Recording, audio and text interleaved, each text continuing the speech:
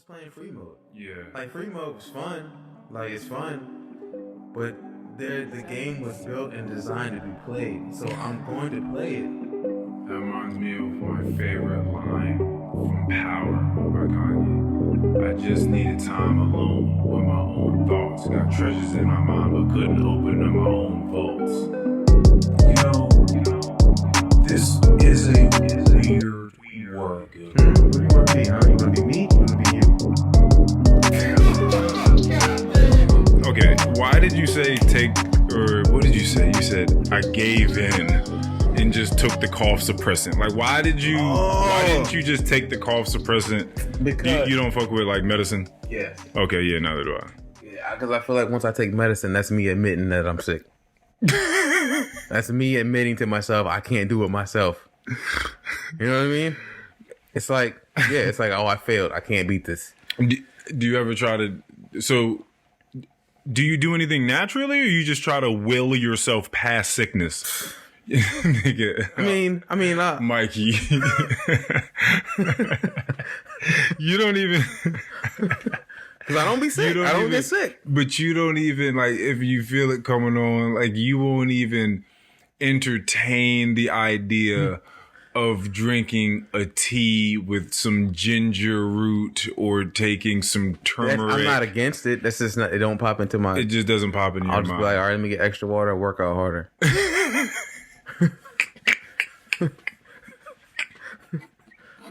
But like with the cough thing, I was so mad. I was like, all right, I'm not sick. I just have to suppress this cough. That's the way I thought I had to trick myself into thinking. Took that shit as soon as I got home. Stopped coughing. Like immediately. And I was like, damn, this like I was kind of mad. I was like, damn, like technology really, like, our medicine be working. Drink more water, which I'm completely a fan of. Drink more water, work out harder. I don't know. Okay, do you have rest days? You do have rest days. Oh yeah. Okay, and what do you do on those rest days? Because some tells me it's like a recovery, like it's a no. I have both. I'll do we'll do active recovery, then I'll have like a rest day. There's no work. You don't do anything at all. Yeah. Okay. Besides just go to work. Okay. Yeah, my my gym is just let me know that they're going to. It was just like some dude that's real overzealous. He was like, "Hey man, what's going on today?" I was like, "Oh, like off of Pineapple Express." Yeah, he's just real. Yeah, he's one of those guys. Like he's strong. He's got a bald head. You know, strong bald headed guys. You know them very well. Pointy nose. Exactly. And he was letting me know that they're taking out this part of the gym that. I mean, it's fine, but it doesn't necessarily need to be there. And they're ripping it out and they're making it a recovery room. And I'm like, fuck yes. Oh, that's Make fire. a recovery that's room. Fire. I think they're going to have like 6 like hydro massage beds in there, along with some other shit. I don't know what else would be in a recovery room aside from massage bed. I don't know what else they're going to be doing for you in there. Yeah. But that's dope because I already hit the sauna, so and I stretch, so I'm thinking about incorporating whatever it is they got in there. But I'm like, yeah, that's dope. Yeah. A recovery room. I hope they have an ice bath or something cold, like cryo chamber. What do they call it? Cryo chambers? Yeah, cryo chamber. Yeah, I believe one of those. Yeah, cryo chamber. I wonder how cold those get. And don't get cold. Like, what do you think? Like you can get hurt if you don't go in there like properly. Well, I mean, that's probably the same for a sauna as well. I mean, like if you go in a sauna tripping out and you're just like, I'm going to spend an hour in here and it's 190 degrees, like that's not gonna work out. You can get like frostbite in there. Like you're not allowed to stay like over like it's either minutes or seconds. It's one of the two. Cryo chamber. Because last year or year before, Antonio Brown like had like frostbite on his feet because he went in there with like barefoot for like a little too long. How much does cryotherapy machine cost? The cost of cryotherapy machines ranges from $7,500 to $280,000. Yeah, it's some bread. Oh, and they have cryo saunas. Oh, okay. So this, okay. Yep. Interesting. Yeah, but but I want to know exactly how cold. All right, so tell me what you think. Probably like minus 70 degrees. Whoa. Minus 50. God damn. Places that offer cryotherapy. Hold on a second, because What are you over there seeing? places that offer cryotherapy have special tanks or chambers that are cool to extremely low temperatures. They may be as cold as negative 200 Oh God, I wasn't to negative 300 degrees Fahrenheit. I was short. Most tanks are shoulder height. Your head usually stays at room temperature, but some tanks enclose your entire body. See, I told you can get hurt in them shits. What the hell? You can get fucked up. Like, that's how serious they are. Okay, it says true cryotherapy chambers, which I don't know. So true cryotherapy temperatures range from, okay, so this is just what normal human beings do in regular cryotherapy, anywhere between negative 90 and negative 120. But that's also Celsius. Come on, man. Oh yeah, convert that. Okay, 130 degrees. That's 130 degrees. It doesn't matter. Just minus. Oh, okay, I got it. Okay, 166 degrees. So 110 degrees Celsius is 166 degrees Fahrenheit. I mean, negative. Yeah. And then 160 degrees negative 160 degrees Celsius is negative 256 degrees. So it can span anywhere between like 150 under Fahrenheit to 250 under. Yeah. See, I said minus 70. Wait a minute. Yeah. How long are you supposed to stay? I told you it's minutes. It's like minutes or seconds. I think it's like 90 seconds. Like 90 seconds. Like, wow. His luck was doing it, and he was telling me the time in seconds when he was doing it. Okay, so let me offer you some Welcome to the Any Last Words Pod. My name is Earl Lonnie Hooks. A very, very special thanks to everybody that will be joining us today on SoundCloud, Spotify, Apple, as well as YouTube. And please do not forget to follow us at ALW Pod on Instagram. The God in me honors the God in each and every one of you. It's Mikey again, clearly. Hold on a second. You just came in here saying that cold is bad, period. You said that life thrives in heat. And I think that, there's plenty of life, by the way, that does thrive in the cold. Like bacteria and no. Like birds. You get... Hold on a second. Like penguins. You talking about penguins? Okay. Penguins are not the only animal in Arctic areas. Yeah, they're plenty... polar bears. All right, but if you keep doing that, you're going to keep going down a long list of things. Yeah. Like, what about the walruses? What are those? The sea? Yeah. But see, these are like very it's like almost you can count it on like one hand, two hands. What are those animals that people really like a lot? Like they kind of have, they look like walruses, but they're small. Not sea lions. Sea lions. Yeah. Yeah, sea lions. Yeah, sea lions live in the cold. Like there are all sorts of stuff that live in the cold. But look how they look. Like they look like they are for the cold. Look how they look. They're like they're like blubbery, or they have a lot of fur, depending upon what animal it is. Yeah, I guess so. Penguins, they probably have a lot of flubber underneath all of that stuff. And then the people, though. But even people... Look how they look when they up there. Niggas is bundled up. Well, you have to be. But I think it does make people stronger. Yes, true. I think it definitely makes people stronger. I think of like the Nordic people. But like literally, like if you go out there for too long, like the flesh, the cells in your hands die while you're alive. Yeah. Frostbite.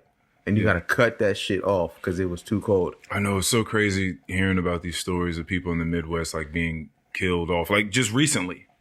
What do you mean? Like in the past couple of months. Like the cold that swept up in through. Buffalo too. Niggas was dying shoveling. That's so crazy. I had to read more of the stories because I'm not dying out front. That's what I'm saying. That's why I've been so interested by dying by freezing. Yeah. Because when you're stopping. Because when you see, this is you trying to will yourself. No, I know. I think what happens is like you stop for a second, like, all right, let me stop and warm up. And you like try to curl up and you stop, you get the jackhammering, shivering, and like you just get too cold to where you want to move on, you get a little sleepy. That's what because when you're burning, like you get set on fire, you immediately know there's a problem. Yeah. As soon as your hand touches a hot stove or iron, you immediately know there's a problem. You pull away from it. Yeah. That's what's so crazy about freezing. Is like you're not aware of how bad it's getting. of a state you're in or how Yeah. bad of a state you're about to be in. Yeah. That's what's so crazy is like people in their cars, people shoveling. Can't stop moving. But if like you're shoveling, you're generating some type, like you're working. Yeah. And like, so at what point do you just like, you set the shovel down and you're like, oh God. I Like, think I might be wrong, but I'm pretty sure the shit goes bad when you stop to try to warm yourself up. but that's what I'm saying. If you I stop put the and you- shovel down, And you get to doing this because you're like, all right, I gotta warm up. fuck, dude. There's no warming up from that. If You I'm stop. shoveling and I think it's so cold That I have to stop. that I have to stop working, Time to go inside. I'm not staying outside to warm It's up Time to go inside. so I can continue shoveling. Time to go inside. Oh, fuck. I've done this. Like I'll be like, bet. Like I'll go inside, warm up the hands and feet because that's what goes first. Yeah, for sure. What goes first? That's a At least fact. for me, and I think it comes from like jamming and breaking fingers a lot. Oh, I haven't. Like look at my joints right now. Oh, yeah, I know. No, your hands have, just shaking. No, not shaking, but Oh. like not like they're Your hands are pale. fucked, yeah. They're pale. Just from Your hands. So yeah. I know when it gets I know cold. what you've been through in life. Yeah. So I know why your hands look like that. Yeah. So like you can see like the light, like I'm already like the blood flow just from being cold. Let me ask you a question. What did it feel like to be a human that knew that when you go out and drink, Oh, yeah. like you're going out to battle, like you know that there's a very good chance Yeah. you're gonna battle that night. You're going to find some people, and maybe you don't like the way they look. Maybe they're just the right ones. Maybe I don't know what set of circumstances always has to happen, but there's a good chance. Like, yeah, I might wreck tonight. That Because I never went through that. So I don't know what it's like to just like go out just knowing like, yeah, it might happen tonight. I Yep. think it was almost like the same feeling that you would go. You go into the basketball court, like, yeah, I'm about to go hoop on some niggas today. Like, I'm about to ball on these niggas. Like, I think it came from that same competitiveness because, especially for like the people we know that got like that likes to fight. Yeah. Or, I think it wasn't even like a big deal. It was Yeah, it's just a fight, Yeah, it's just a fight. and that was the problem. It's just a fight. Yeah, I guess so. Like, because if you think about it, we weren't really like mad when we fought. A lot of times we were laughing. And, yeah, like it was just like, yo, like we finna. yeah, like oh shit, let's Like get it's it. just kind of a part of the night. Yeah. Like we're gonna It drink. was like we a might lot- talk to some girls, and we might fight. Yeah, like it was like a lot of times we were laughing and fighting. Like That's so crazy. Y'all niggas was wild. it was just energy that needed to be directed somewhere else. Yeah, no, that's 1,000%. Yeah. What's crazy about it is that because people don't realize just how dangerous street fights actually are. Yeah. Because we never see y'all. Yeah. Were never. Well, no, you got No. put in a couple situations, but there were some situations that showed you just how far it could go. Yeah. Once Like once like guns start getting involved. yeah, or once you start getting bigger and people start getting like stretchered up out of there, that's when it was like, oh, we can't keep like somebody might really take the final L and Yeah. we can get in trouble for this shit. yeah. Like once, 'cause- Especially there was times when people we know that you know, nigga out, he's out, bro. Like you don't got rock him in his head. You don't got to do all that, and somebody almost got up out of here for doing that. see. That's anger. That's not having. That's and I not was having never fun on, and I fights. was never on that. Like I'm about to go kick this nigga in his head, stomp like I was never on that. Having the ability, because at this point I'm assuming that you're just seeing red. I'm assuming that you're like blacked out fighting someone. I'm assuming, because if you're not and you're No, completely aware that you are about to lift your leg up Yeah. and drop your foot as hard as you can on top of someone's head, Yeah, you need help. You need help. that You was need going to see on. someone. You need to take some time. Yeah. That's I could never imagine. Sometimes I'll be driving my car and a stupid ass little bunny or a skunk or something runs out in the road, and I'm like, "Fuck!" Like it's too late. So you just I'm you not, accept I'm not sacrificing the vehicle. it. Nor myself. Yeah. More Sorry. so, yeah, like it's just you accept it, and you just you talking about your story of the bird? Yeah. Oh yeah, we can get into that. RJ was like, nigga. Yeah, because you didn't have to accept that. But we can get into that. But just the sense of hitting a small but large mammal Enough or to something, feel like a or little bump. fucking marsupial, and Yeah. just Yeah. Got. and you can hear crunch like Yeah. Yeah. You know what I mean? Yeah. It's fucked up, especially if you look in the rearview mirror and you see it just like flopping around, squirming, That joint spazzing out. I could never, because even when that happens, I have to take my foot like off the gas. Like I don't want my foot to feel as if I like can I actually try to avoid them, but like if it happens, I'm like, God. I just don't want my body to have contact with the thing. It's like, oh, the car did that. Yeah, it's like if my foot is there, it's like I can feel the crunch more, right? Yeah. I could never imagine stomping someone's head into the pavement. Are you kidding me? The fact that people really used to curb stomp people in life, like bite the curb. Yeah, that's insane. And I'm going to stomp on the back of your head as you bite the curb. That's crazy. What?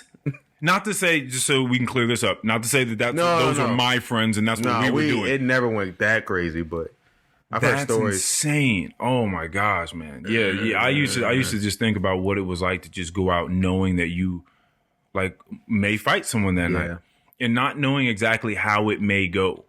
That was a lot of the thing too. Like, and then also a lot of the times when we actually fought, it wasn't our fault. But there was definitely times when I was trying to start a fight. You know me. I'll just get to looking at somebody from across. I'll just, when I just get drunk and I get that look, I'll just be like, oh, here this like, nigga go, bro. I'll just stare at a nigga from across the room like, what that nigga, what he trying to do? Like, what he trying to get into?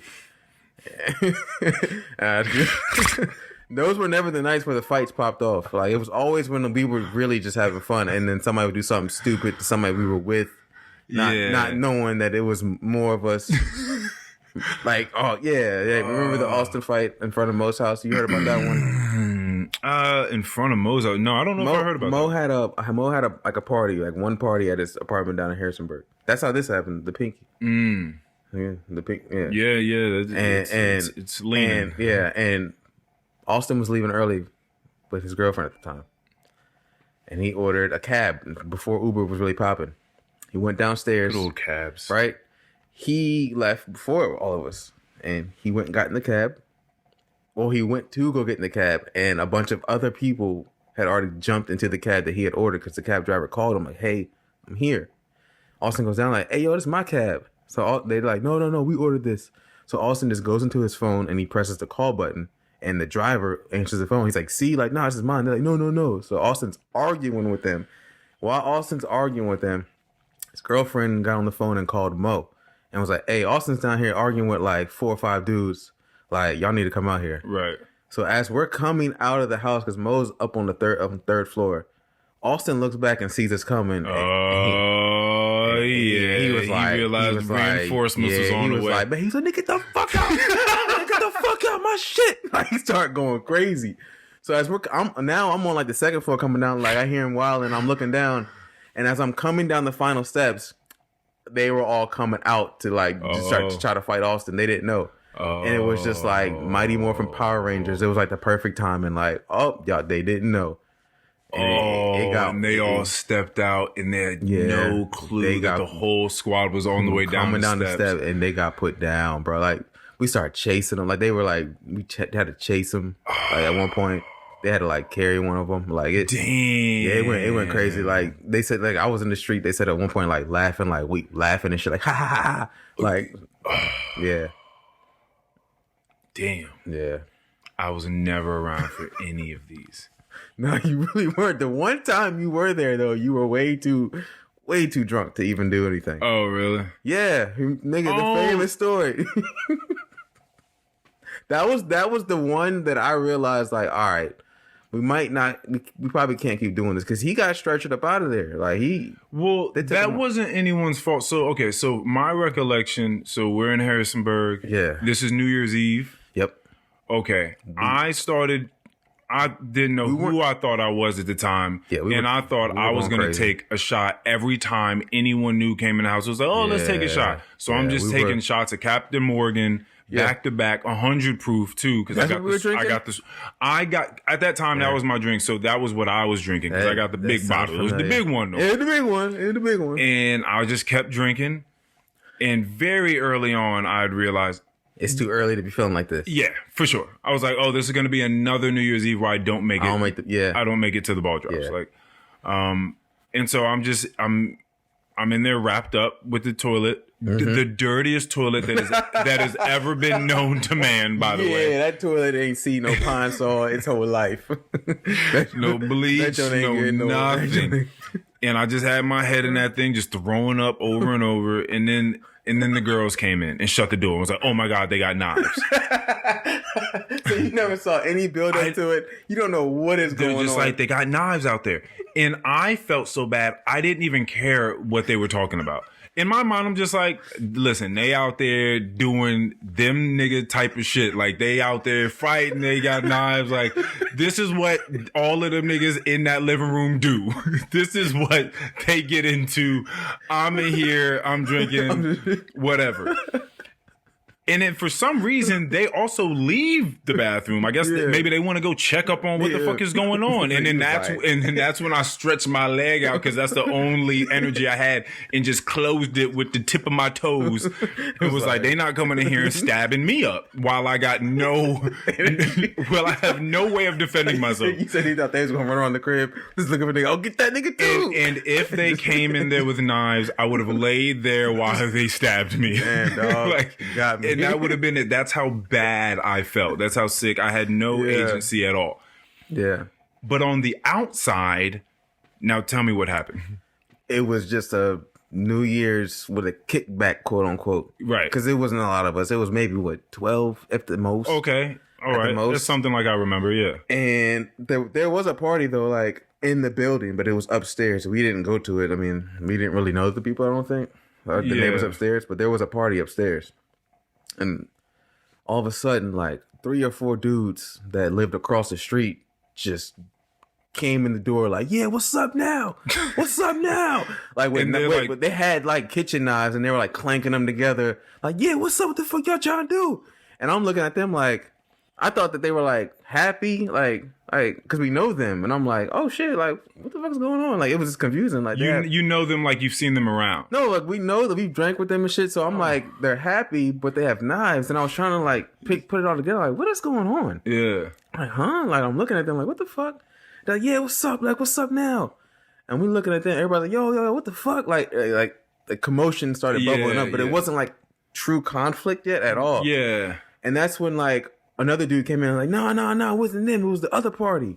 So then it was like, oh, shit. So then, like, we all start talking for a second. We learned that, like, one of their friends had gone to the party upstairs and either got into an argument or got into a fight. One of the two, I can't remember. Yeah. And he went back and got them, and they rushed out before him and ran into our house because they heard music, thinking that that's where he was. Right. But we had already figured it out because we knew them. Like, we were like, oh, shit. But at this point, now I'm realizing, oh, they came in here with knives trying to start shit. Right. And remember, I was chilling. I had a robe on. The ball had just dropped. Yeah. And I was, I had made ramen noodles. Like, I made the ramen noodles. I was eating noodles, chilling, and I remember the thoughts.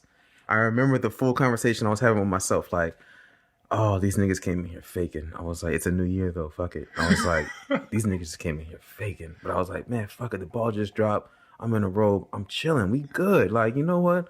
I'm not fighting niggas no more. Like, I'm good. Like, I don't gotta do this. New year.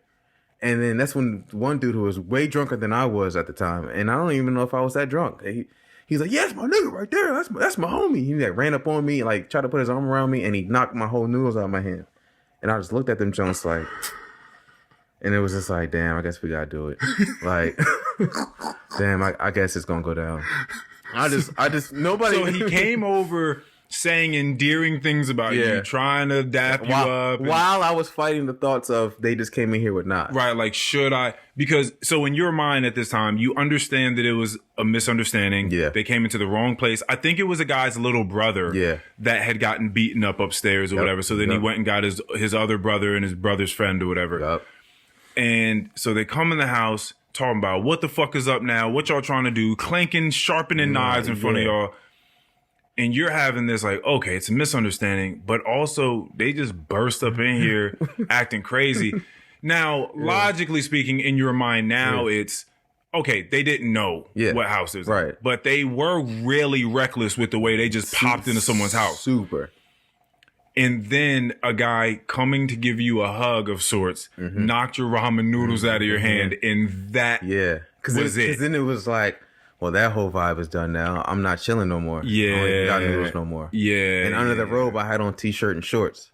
So I was like, it felt like a boxing robe. Like it felt like I was ready. Like, you know what I'm saying? Like I was like, shit. I guess I just take this robe off. So I remember thinking in my head like you gotta go do some chores. Yeah. I remember like walking to the door, like fuck it, lock the door.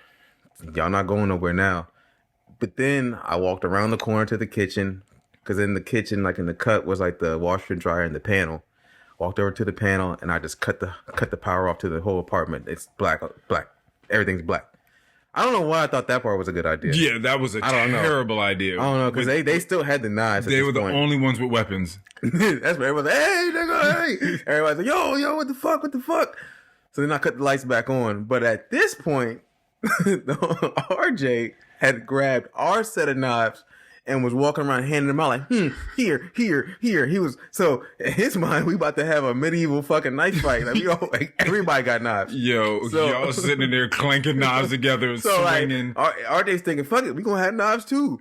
But then that part might have happened before the news. I don't know. Before cutting off the lights. Yeah, so I think we might. Yeah, anyways, so once that happened, they were like, yeah, we're gonna just leave. And then like I remember the homie R.I.P. Chaz was there, and he was like guiding them out, and he was like, yeah, just give me the knife though, man. Just one dude that was still drunk like ended up handing over the knife to Chaz, and once he did that, they didn't have no more knives. And Chaz threw that first one, bing, and then boop.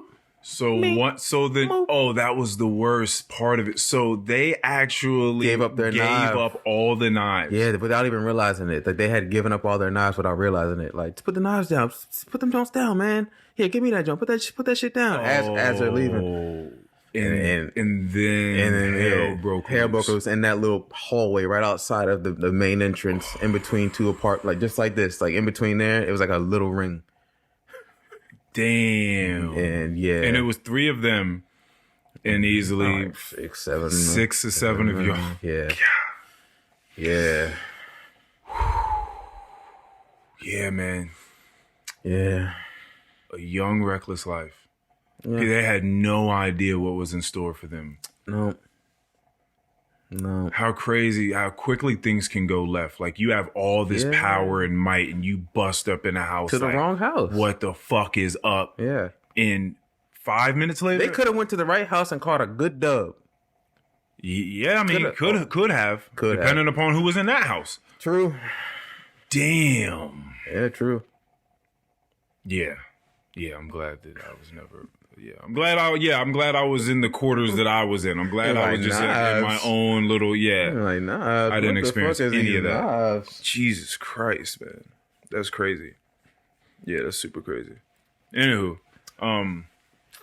we were talking about exercise for a second there. Yep. I do want to go back to that because you're trying to will yourself out of sicknesses and not try to take any sort of teas or supplements or just nothing in any sort of way. Something about the thought process. If I have to take something, then I'm admitting like that my body can't beat it. But the thing is, once that little thought, but you're constantly taking things though. Like you have to eat foods. Yeah. So and even the exercise, like you have to do something for your body. Yeah, true. Right. You know what I mean? So it's not like that's what you have to do. You have to sleep.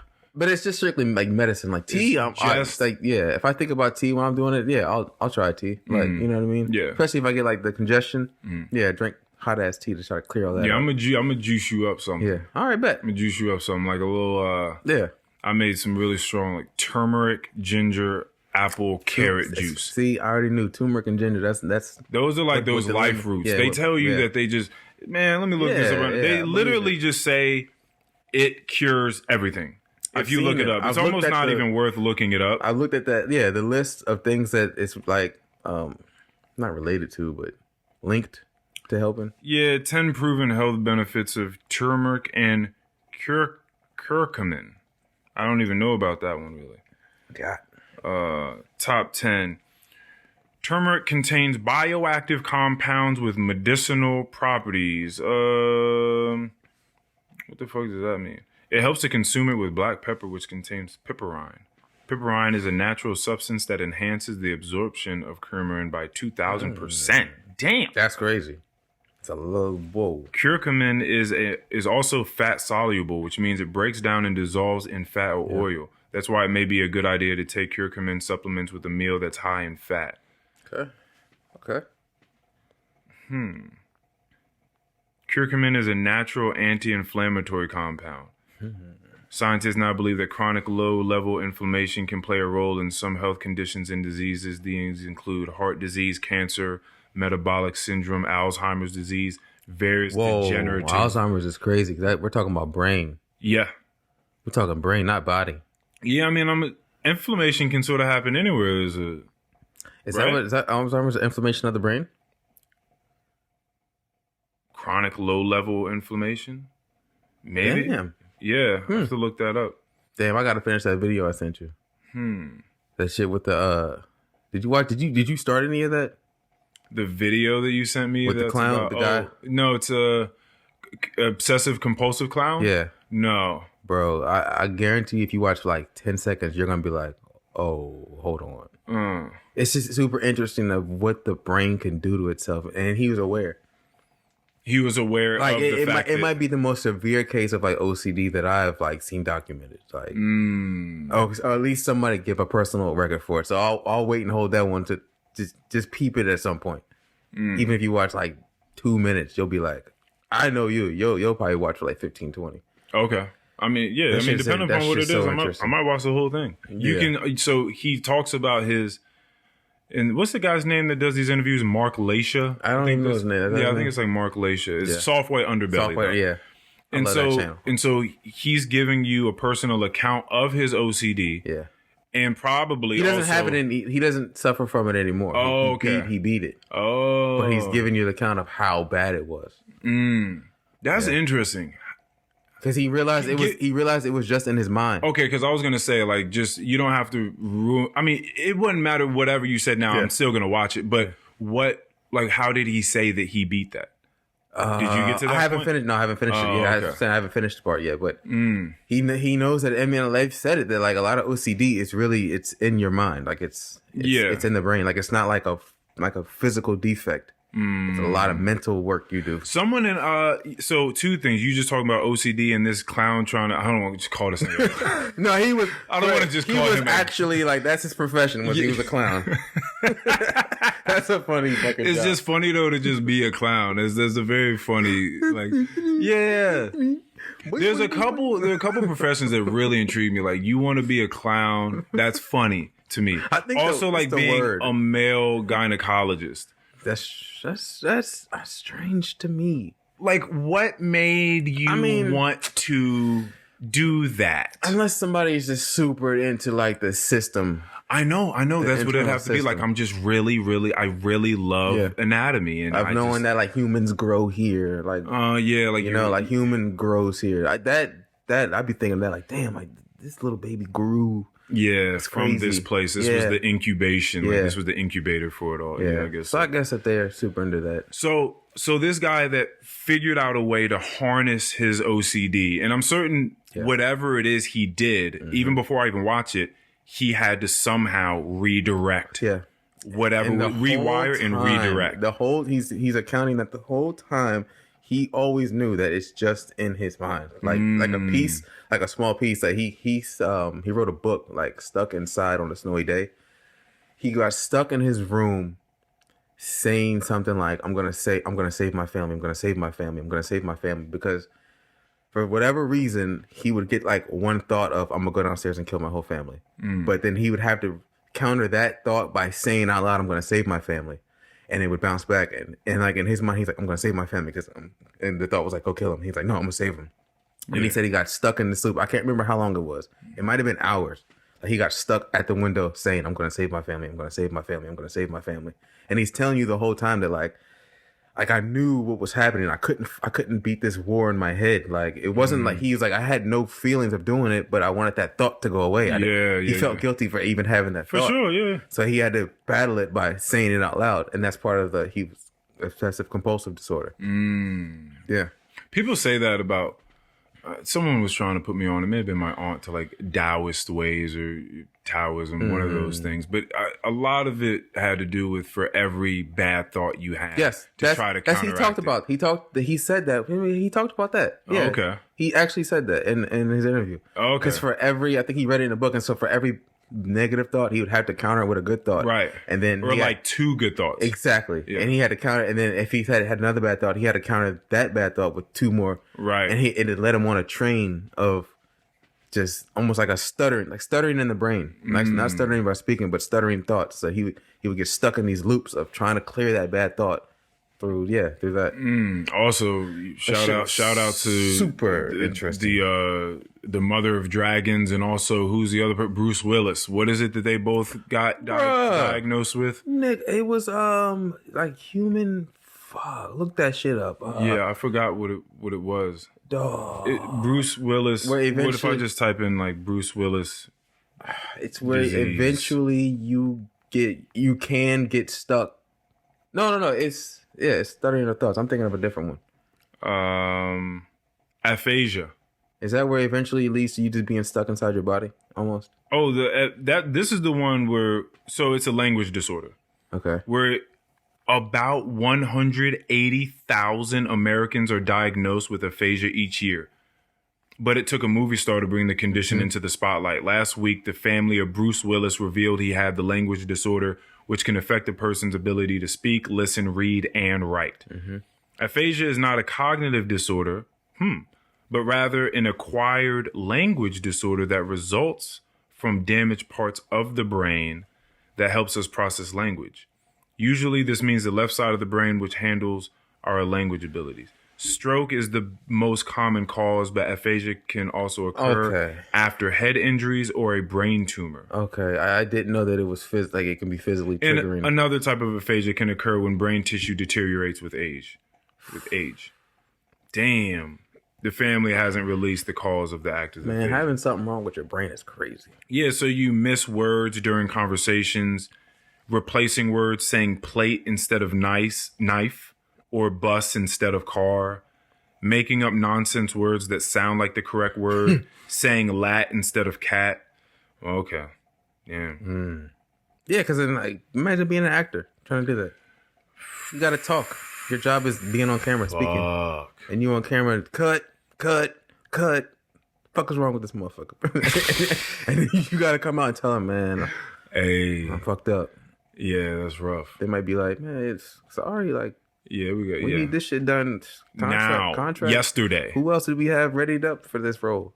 That could really affect your livelihood. Yeah, where's Tom Cruise at? Who's the newest like action star? around. Before I get back to my point from earlier, Wow. like if it's like, all right, we don't got Tom Cruise, we don't got Bruce Willis, bring in. I don't know. They be Who is putting it? The Rock and shit, bro. The Rock is in everything. You saw that picture where like they put 4 different movies and he was looking like the same.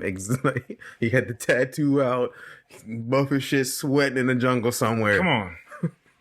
Come on. It sells, man. It's The Rock. It's fine. Okay, to go back.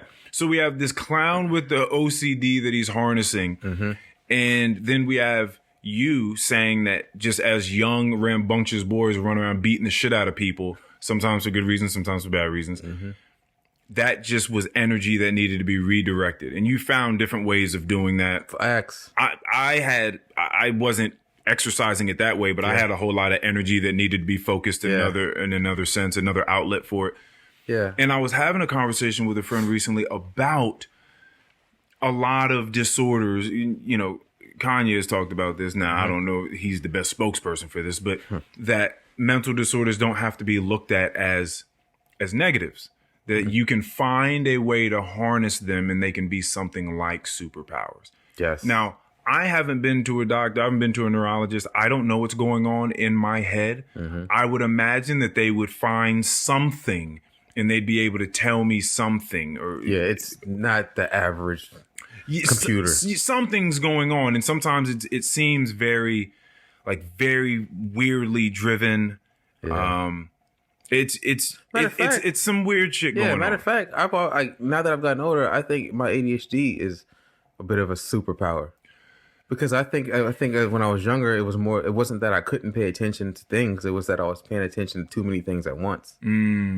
Like I was trying to this. I want to do this and this and this and this. Yeah. So the whole time the teacher's teaching, I'm doing this and that and that, but I'm also retaining what she's talking about. Right. And they were like, that's why they put me in like classes ahead and gifted classes, because they were like, he's definitely super smart because he's coming up with shit that we didn't even teach him yet. Like that's why you didn't do the homework, but you scored high on the test. I remember like vividly sitting in first grade one day, and the teacher was doing math, and I looked at the board and I was like, hey, wait, like an odd number plus an odd number is an even number. An even number plus an even number is an even number, but an odd and an even make the odd.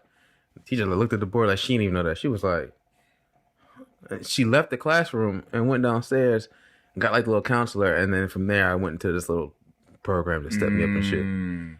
But I wasn't paying attention. Seeing patterns. As we talked about. Patterns. Yeah, puzzles, all that shit. Yeah. Okay. And so if I was paying attention to what she was saying, you know what I mean, non-ADHD, I wouldn't have seen that. Were you ever at any point in time in your life, because it was interesting learning that RJ felt this way about it, because I never knew this, but at any point in time in your life, were you ever ashamed of having ADHD? No, that never hit I was you. just super hyper. Only ashamed part was when I was taking Adderall like in high school, because I was super calm. Oh. And like I knew that wasn't my natural personality. Yeah. And that's another reason why I stopped taking Adderall when I got older, because I thought that I would have to drink my way back into my personality in order for people not to think that there was something wrong. Because on Adderall I would get super quiet. Yeah. So I was like, I gotta be Mikey again. You know? Right, yeah. They're expecting a show. Yeah, like, so after I would take my medicine, like after it would wear off, I would drink so that way I would come back to me. Oh, come back quick. Yeah. Because once you take that medicine, you got a long ride of just being a zombie. Right. Yeah. Right. And I would be, to the outside, I was thinking that to the outside world, they're going to think something's wrong. Like, why is he so quiet? Why is he this? Why is he that? Yeah. Especially like going back to high school when I ended up getting that class clown shit. Yeah. And my math teacher, I was always on my Adderall and my geometry class. Calculus, whatever it was. And she was super like confused. She was like, "You were a class clown?" She was like, "How? Like you don't talk? You don't?" I'm like, "Yeah, I don't.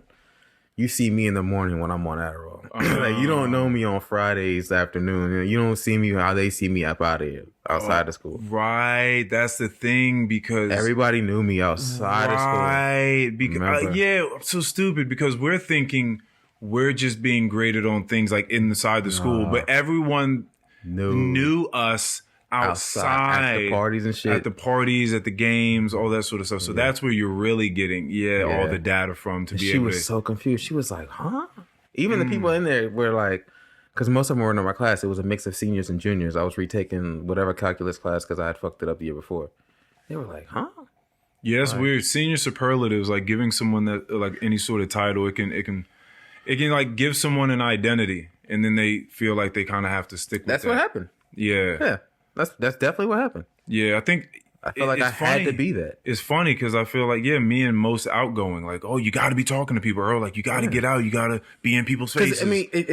It gives you like a not a false sense, but it's like your first label. So you're like, first, like, you see it. It's in the yearbook, or you're there. You accept this ribbon they put on you. Yeah. So to you, you're like, oh, this might be who I am, because you're leaving high school trying to figure out who you are. Right. And that's like a first taste of, oh, this might be who you are. Right. You have to do this. Yeah. You have to live up to this. You have to live up to this. Yeah, it's very true. Damn. Yeah. I didn't even go to that banquet, but you gave me my sass. Like, you went there and you gave it to me. Yeah. And you also helped me make, and I'm still not off of the OCD and like harnessing power thing, but and you also helped me make the senior video. Oh, we freaked that. Like, we fucked that jump up. And it's so cool because in a good way, because people need to know. Right. So we made that, and they played that at that senior banquet, right? That, again, I didn't attend. Yep. How fucking awesome is that? Miss Workington, my chemistry teacher. Yeah, because you were just super outgoing and I was techie, and yeah, It was just like, yo, I was like, I can't do this. yeah. I had the camera, and we were like, fuck it, let's just do this shit. That's so cool, man. Damn, I forgot we did that, John. Yeah, we had shots. We were heavily involved. We were nice in what our class was doing activities. in 2009. Heavily involved. We got that dub for that lip sync. The lip sync, the remixes. Yeah, we were at Crocker Park senior trip. The senior faculty basketball game, like we had our hands in everything. We were the senior video, like we had our hands in everything. That's crazy. Right. And I think that's a lot of reason why, like, a lot of people will be like, "Damn, I fucking hated high school," and I'm always like, "Damn, like I had a good time there. I'm not mad at it, dude." I forget all the time that because I'm an idiot, and I be forgetting, that other people, it was like the bane of their existence. They're like, "Fuck that place," and I'm like, "Oh yeah."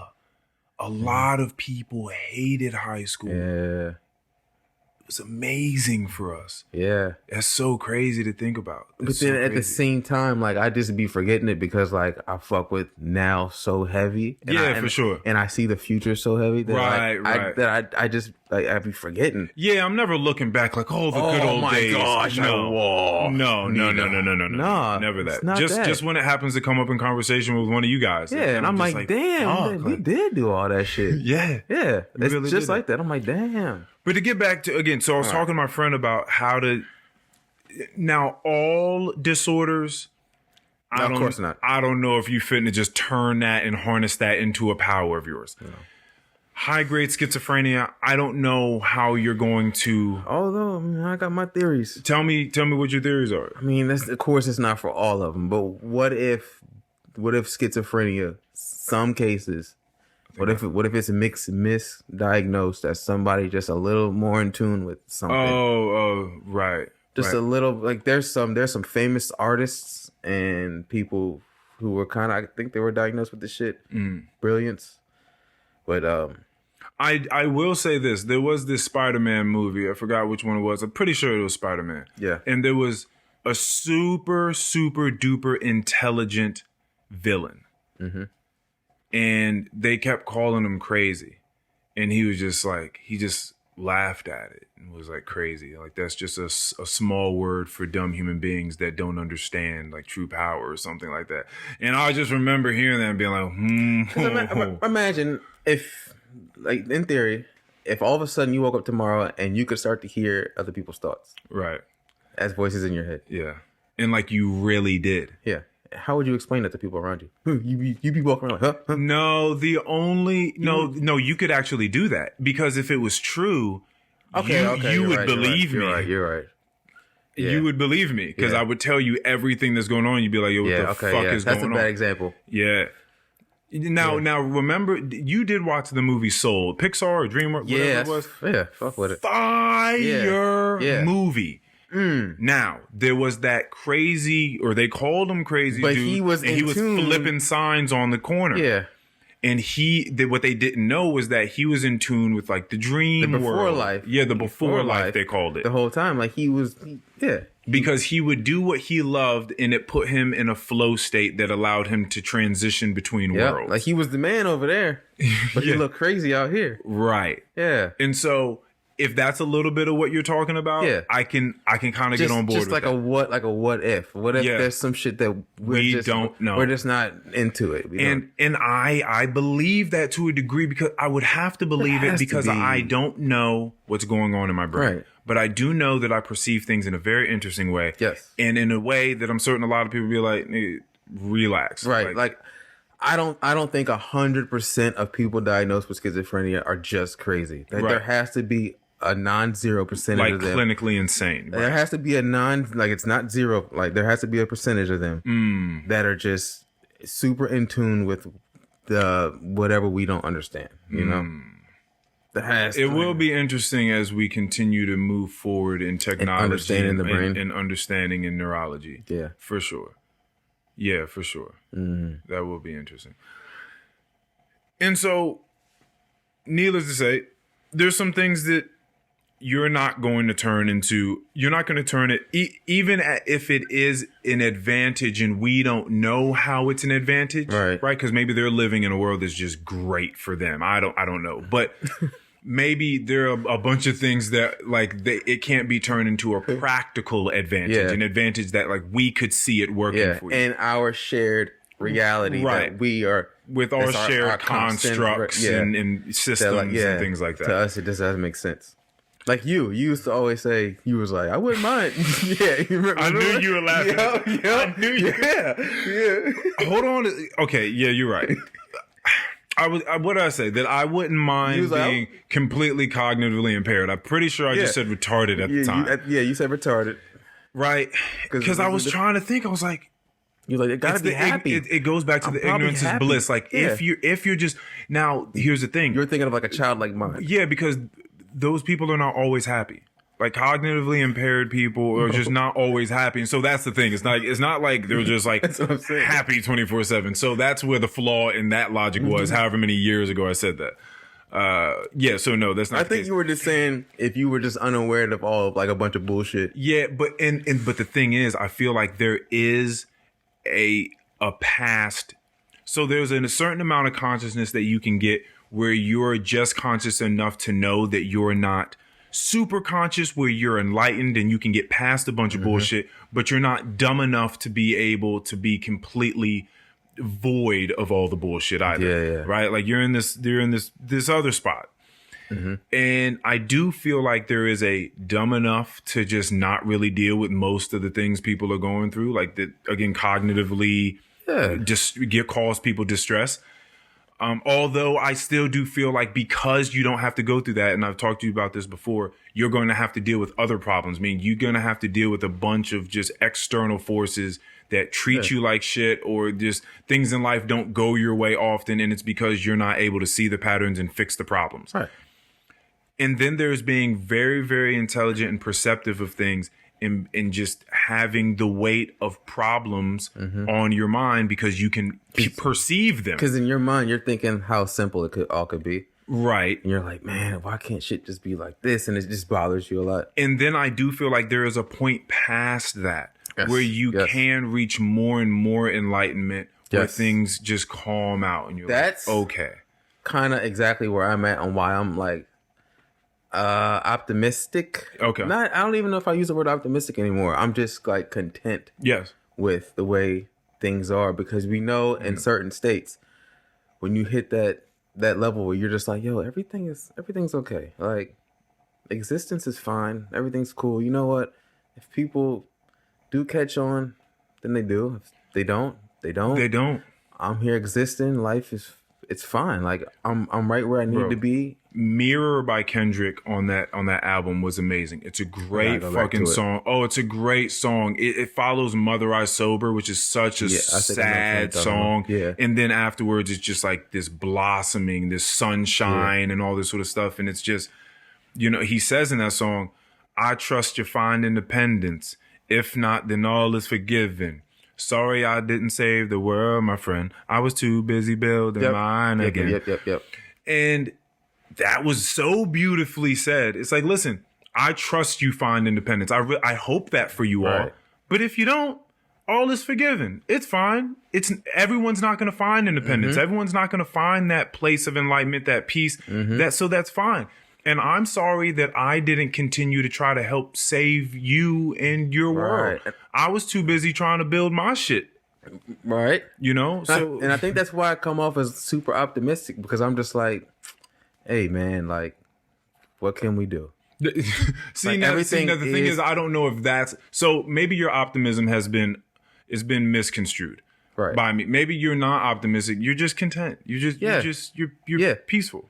Yeah, peaceful is a great word. You're just peaceful. Peaceful is a great word, like, especially after the life that you've lived. Yeah, like peace. Yeah, right. Especially after the life. Yo, your rebrand is crazy. Hey. Your rebrand is crazy. It's crazy. You don't get the credit you deserve. Honestly, I be trying to tell you this every now and again, but sometimes I think I send a text message and maybe it doesn't hit the way I want it to. But your rebrand is easily I mean, it's No, it really is. Yeah, it's craziness. Yeah, it really, really is. Like I think about you and I and who we used to be and like just who we are now, and the rebrands are crazy. But I don't. But me being me, I don't think about it as much as you because I get to look at you right, more. right, you know, right. so no, that is facts. Yeah, that is facts. Your fucking rebrand is insane, insane. It's crazy, but that's hopeful. That human beings can like that. There's even the capacity to change like that. But it also stemmed from the same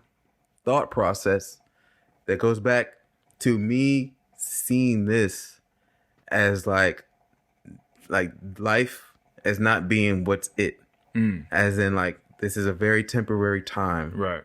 And I know that existence goes on the existence goes on way past this life to me. So me here as this character of Mikey, born at this time, living through these years, to me, I was like, it's just temporary. I can do whatever the fuck I want. And that's how I lived. And then I started thinking, well, I'm still here.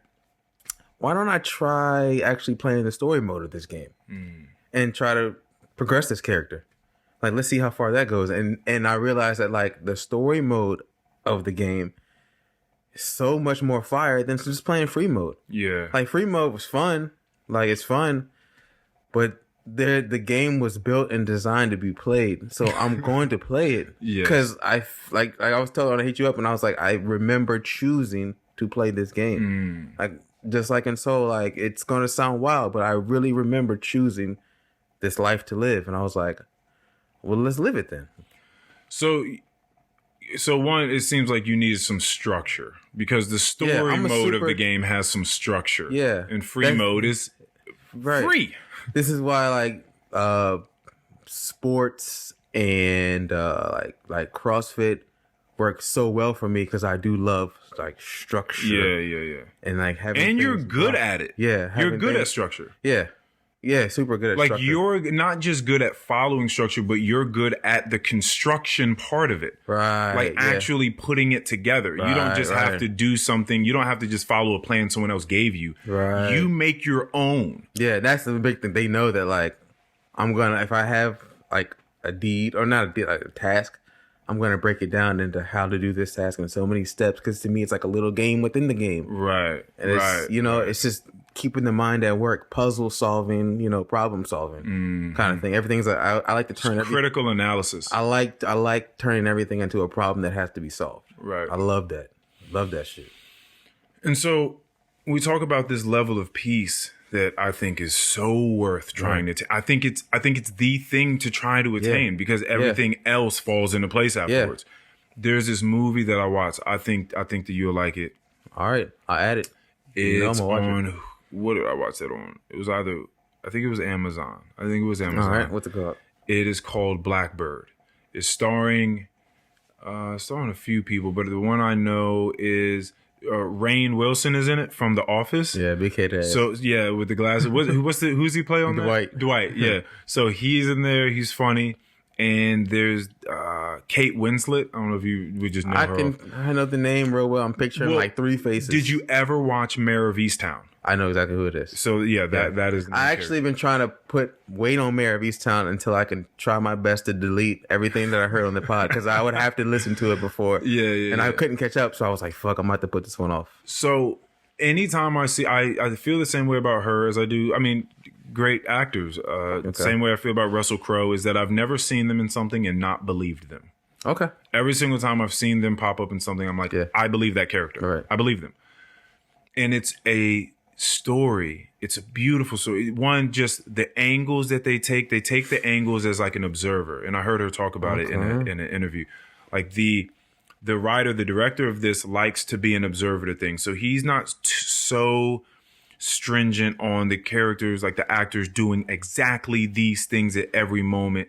He kind of wants to set the camera up like it's in a corner of a room or just like behind everyone. It's not a bunch of close-ups. And so, so like you're looking at it as an observer. Like you just get to see a family sort of just interact in front of you. Yeah. In a way. It's very interesting camera work. Okay. And it's also beautiful landscape. They shot it in Britain, and it's a beautiful part of Britain. Beautiful landscape, beautiful rolling hills and ocean and all sorts of shit like that. Beautiful country home. And it's a story about this family that comes together for a weekend. The reason they're coming together is because the mother of the family decided, well, she just got ALS. Mm-hmm. And I don't know too much about that disease, but I hear that I've heard it feels like. Yeah, like in its elder stages, like it gets really, really bad. That's why a couple years ago people were doing the ALS challenge and they're pouring water on their heads. Ice water on their heads. Right. What is a funny species? Hey, I don't know. But anywho, so already there's like part of her body has started shutting down. Like I don't think she can use like her left hand. Mm-hmm. She knows at some point she's not going to be able to walk, talk, swallow. They're going to have to feed her like with a tube in the side of her stomach. It's going to get bad. And she doesn't want to live this life. Mm-hmm. And euthanasia is illegal there, as it is in many other places. But her husband's a doctor and they found this stuff, right, that they would give patients. Yep. And they're just going to perform it at the home. Okay. And so this is like a last hurrah, like we're going to come together, we're going to hang out. And so you just get to see this family come together and you see just a messy family, just a regular family has a bunch of problems and you see those problems come out in different ways and things get resolved. But I bring all this up because what I got out of it, and it's probably because like any piece of art, you see yourself in it, you see the things that you kind of need to see. But I'm looking at this film and it's so beautifully done. And with some of the scenes and some of the actual dialogue, so I'm not just completely pulling all this out of my ass, along with the overall arc and just morals in it, you see that it's a movie about life and the way that we look at it and how we interact with it, ourselves, and other people.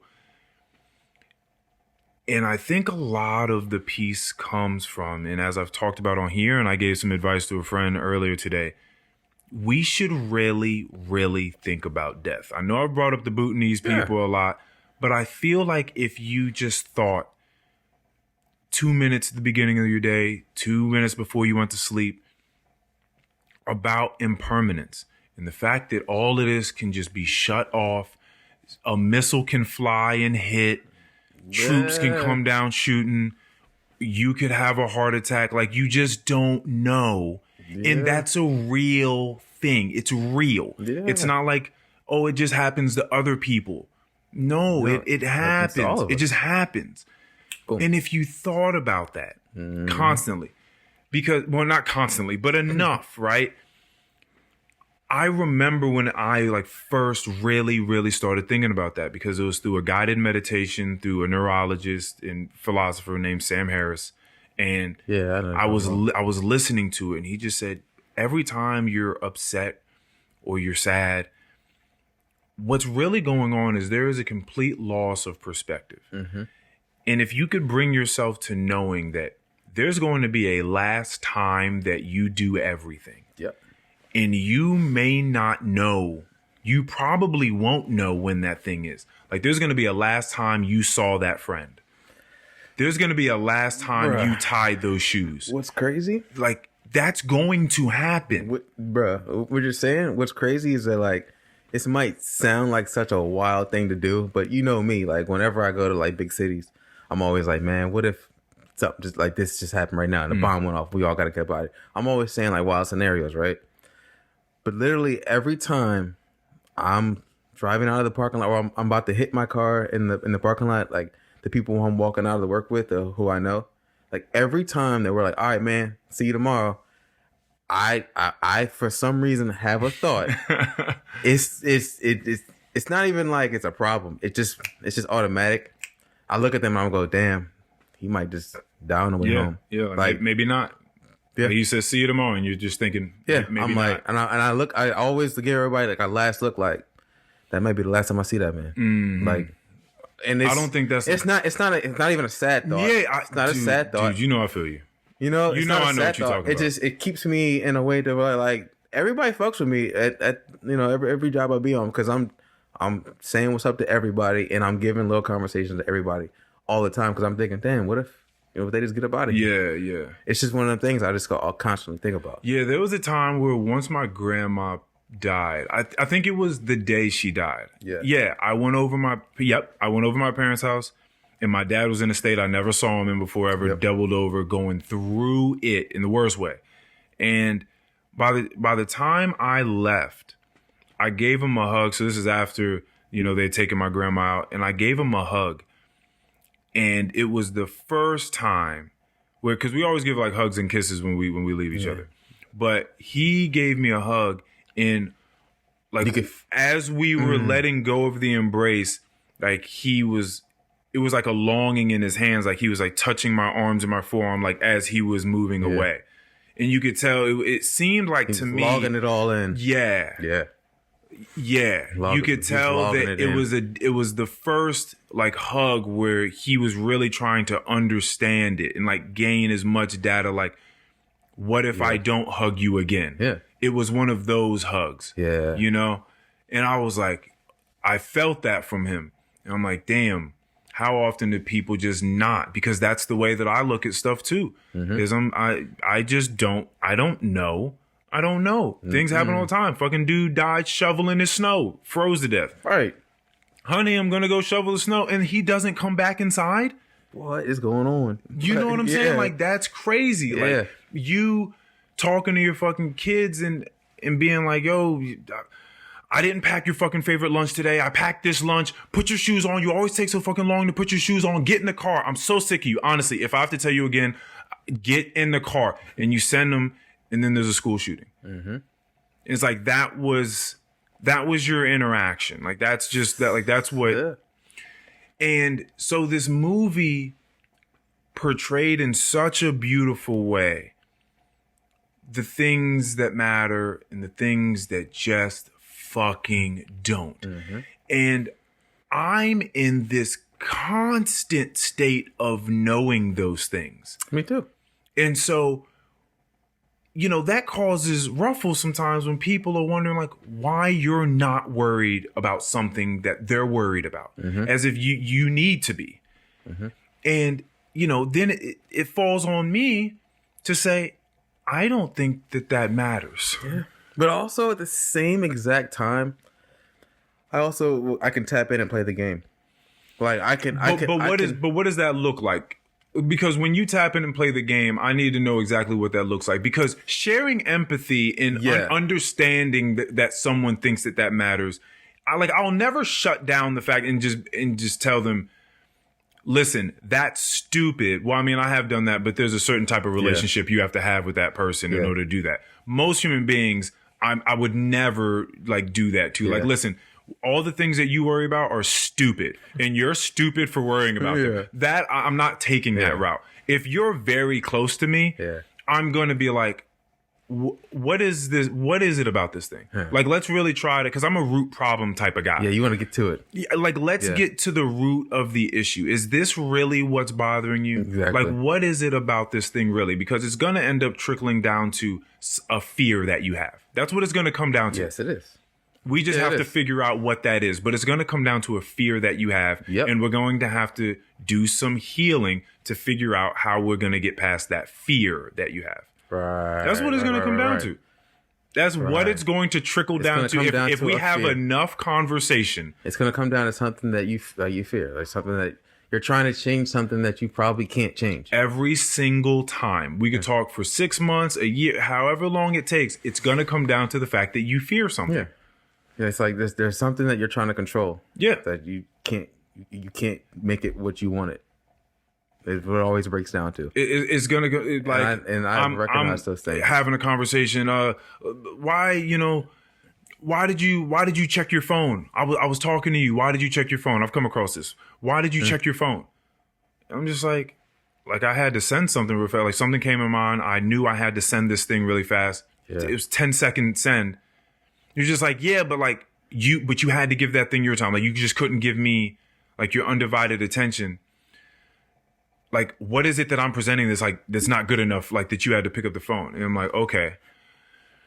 So Is it that I picked up the phone and had to send a message for 10 seconds? Like, is that a real problem? Like a real one? Yeah. Is that a real problem? Or do you feel lesser than? Because you just said, what is it you're not presenting? Why are you not good enough? Okay. So you don't feel like you're good enough. Like the phone is more important than me. Right. Okay. Does that have to do with me? Or does that have to do with you? If we're being honest, you not feeling good enough, do you feel like ultimately that has to do more with you or me? So you fear not being good enough. Right. Right. And so then that's the start of the conversation. Right. That's the start of and that it's like that with every conversation. Me to validate and make sure you're looking for me to reinforce, to reaffirm, reaffirm that those fears aren't real, are not real. Right. But that's not going to change the fact that the fear popped up in your mind. Right. And I would rather try to help you fight that thought before it comes out, because the thought popping up that's not your fault right now. You know, but you want to eradicate it like the OCD having clown. Right. Exactly.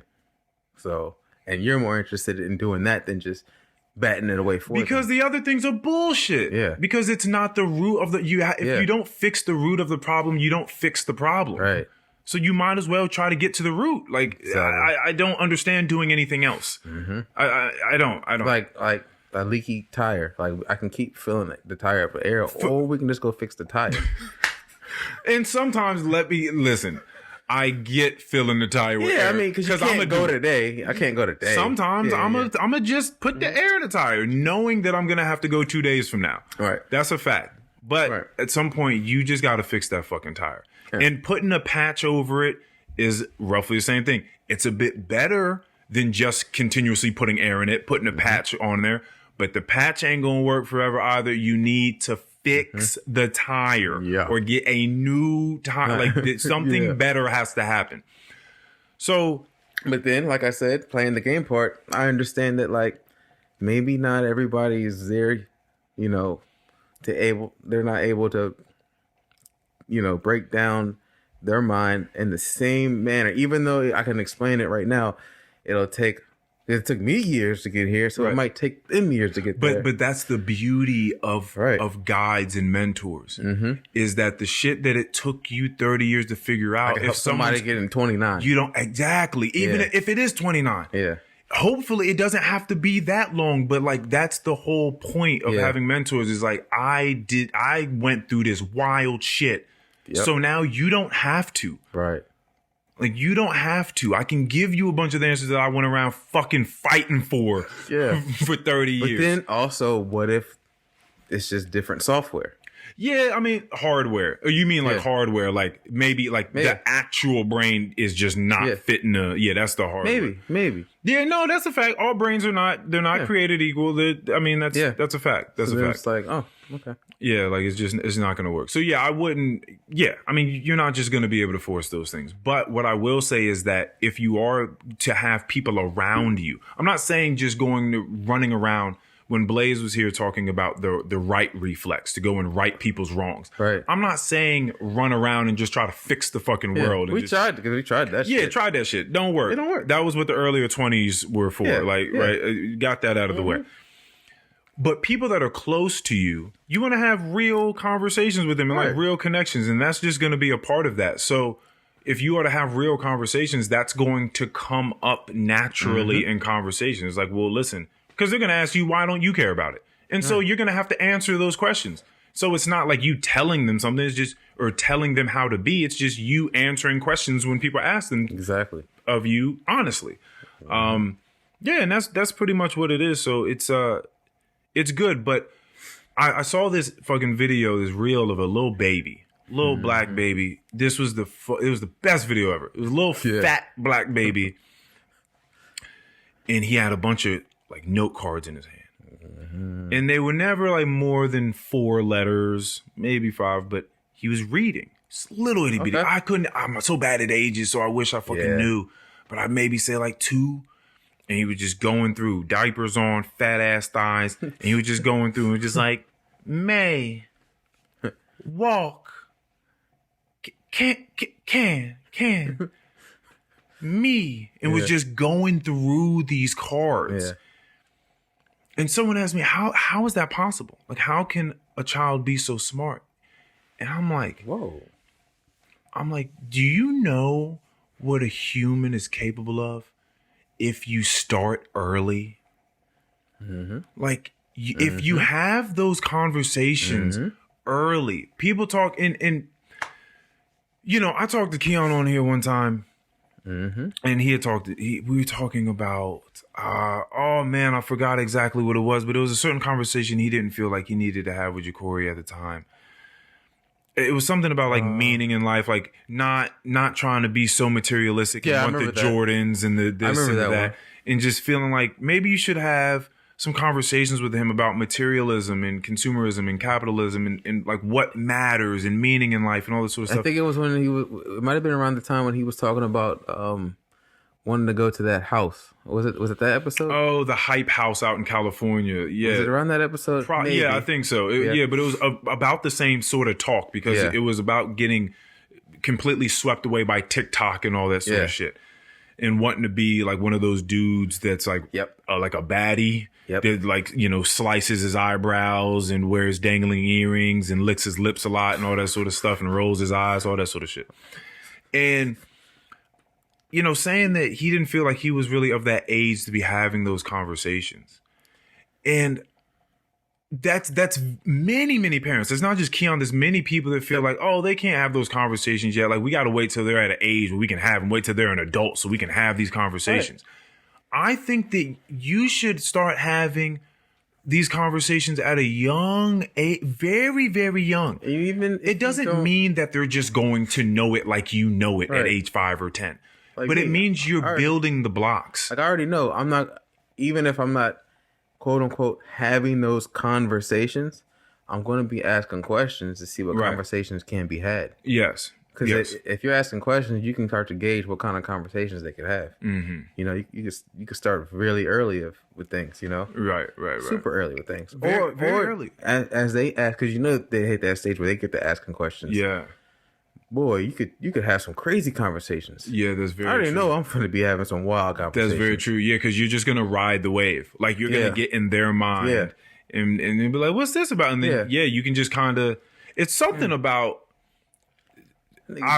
You just kind of get creative. You just jump into their world and you just talk. What? You just talk. What? Question them. Ask them what they're thinking about. They're gonna ask you some things, and you just sort of creatively play with ideas. There was a thread on Twitter not long ago where parents were like posting like the wildest, like most profound things that like their like toddlers were saying.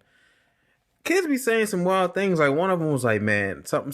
I don't like Earth. This is the last time I'm coming here." And shit, or like, there's a whole news story about a little kid that was saying that like he remembers being a certain person, named the name, how he died, and they went and found that somebody had died in Chicago with that name in a house fire, like 30 years prior. I don't know. There's you know how I talk about how there's something extra. Mm-hmm. I feel like having a lot of conversations with younger ones when that mind is still very connected to the natural fluidity of existence. Yeah, that's a good way of putting it. You could have some. That's a really good way of putting it. You know what I mean? Before reality gets bogged down in the rigidness of who you are with the ego and constructs. Yeah, it's before it buckles down into, okay, I go to school and I learn. Yeah. You keep that shit like in the fluidness with that imagination flowing, bro. Man. Yeah. Those are great artists. Those are just great artists. Mm-hmm. Yeah. Like they're still out there. There's still a bunch of like old kids. Mm-hmm. I'm trying to keep that alive in myself. Yeah. I just want the wisdom with all the perks of being a young child. Yeah, where everything to you just look at shit and just question it, and then you patch that idea to, oh, that's like this, and this is like that. Yeah. Oh man, you know. Yeah. You talked about that, how you break down ideas down to the very smallest detail. Oh yeah. And you relate it to something else, and then you had that epiphany. Fun. Oh, it's so much fun. Drawing parallels is so much fun for me. It is. I think it's so much fun to just think about something I would make it a game for myself. Like I would just meditate and I would just think of a thing. Yep. And then I would just think about how many other things I could relate it to and in how many different ways I could do that. Yep. It's so much fun because you just realize like everything's like everything else.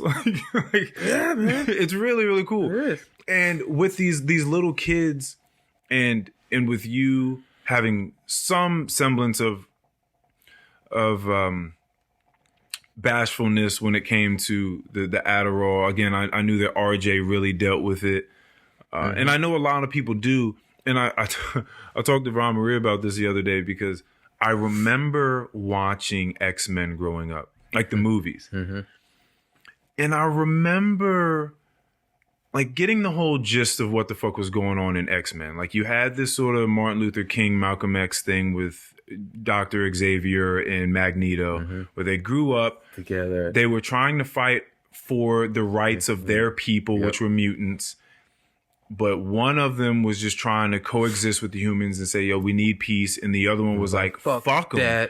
They've been killing us. I've lost people to them. You've lost people. Like, fuck them. We're stronger. Yeah. Why don't we just wipe them out? Yeah. What the fuck are you talking about? In a new world of just Same mutants. with like the Black Panther. Yeah, it's the same thing. Wait, you mean like Black Panther movie or Black Panther? Yeah, the movie. Remember Killmonger was on some like, man, fuck that. Oh yeah, we need to take over, man. They've been fucking us over for this long. Right. I kind of forgot the storyline to that one. I only watched the movie. He was down for Wakanda, but he was down to like take over the world. Yeah. To have Wakanda be the world's capital. Yeah. And I just remember watching the films, and there was a part of me, I forgot how long ago I started, like when those films came out, but they were a long time ago. In high school. Yeah. After. I remember high school? We went to the theater all together and watched one of them. I remember thinking, because the mutants weren't like the rest of the kids. No. And the mutants had powers. Motherfuckers were shooting fire, and they were flying, and they were running at the speed of light, and they were teleporting and becoming invisible and shape-shifting. Shooting ice, and it was just so fucking cool to us. Yep. But they hated it. Yeah, they did. And a lot of them felt ashamed, and that was the whole reason, like that they had to go to this other school that Charles Xavier built for them. And I just remember thinking, I don't know if I can buy that. I don't know if I'm buying the fact that a bunch of fucking gifted, super powered humans feel ashamed for having superpowers and doing a bunch of cool shit. I don't know if I'm buying that. No. But like, cool movie though. It doesn't ruin X-Men for me. And then life happened to me. And I started thinking about people's quote unquote disorders. Or what the fuck was going on in my mind, or what the fuck was going on in your mind. And then I rethought those movies. Yeah, man. And I was like, oh, never mind. I do buy that. Yeah. Just because you have a power doesn't mean that doesn't set you apart from other people. And a lot of what we want, especially as young people, is to just fit in. It doesn't matter how it is. You just want to fit in. And so if you have superpowers and you can fucking shoot fire out of your hands, which is awesome, but other kids can't, you don't want that power. Mm-hmm. And then I thought, wow, how applicable is that to life? Like, how many people do I know tried to dumb themselves down to fit in? Or tried to run around and do a bunch of dumb shit to fit in with other people, knowing that they would have wished to just be a part of the drama class or like the choir or just do something else. Shit, we talked about this for music with artists. How so? How like they feel like when they really get the pen and shit, like their best shit really ain't like what everybody's trying to hear. So they'll dumb the shit down and get the shit knocking so that shit sells and that shit streams. You know what I mean? I thought about that because with this last Kendrick album, I was like, wow. He's really able to take it to a completely different level. And then I was listening to his other albums. I'm like, it's not that these are bad. It's not that they're not deep, but they're definitely sugar-coated. They're definitely just marketable. Yeah. Much more marketable than the last album that came out. Because the last album was simply just a therapy session. Just a very long therapy session. I was like, damn. John Mayer has talked about that, where he's like, I've just grown to understand that when I put together one of my wildest pieces, where I'm putting together just things that people don't appreciate, because it's like, to a musician, it's amazing. Mm-hmm. To the general public, it's like another song. Right. But then if I just make a song like 4 chords in repetition, and I just sing in a regularly melodic way, like, they'll love it. Yeah. And like, what point do you have to get to where you just, and I'm glad that I've reached this place now where I feel completely comfortable being a weirdo. Right. I feel like it takes a lot to just say, you know what? Let me just come on the podcast and have all the conversations that I really, really want to have. Like, let me do that one. Yeah. Some slip through and I'm like, I'm gonna be honest. Sometimes it happens. At the same time, It happens. It happens. you're just talking to people. It just happens to be recorded. Yeah, I know. Right. And you just want every release for you to have super meaning behind it, right? Yeah, I mean, I want to get to something that means something. Right. But at the same time, having that conversation, you guys talked about it a lot, like not even the last pod. I guess they will be hearing this the last pod, that at least the conversation happened. You'll take that. Yeah. You sat down with some people to talk.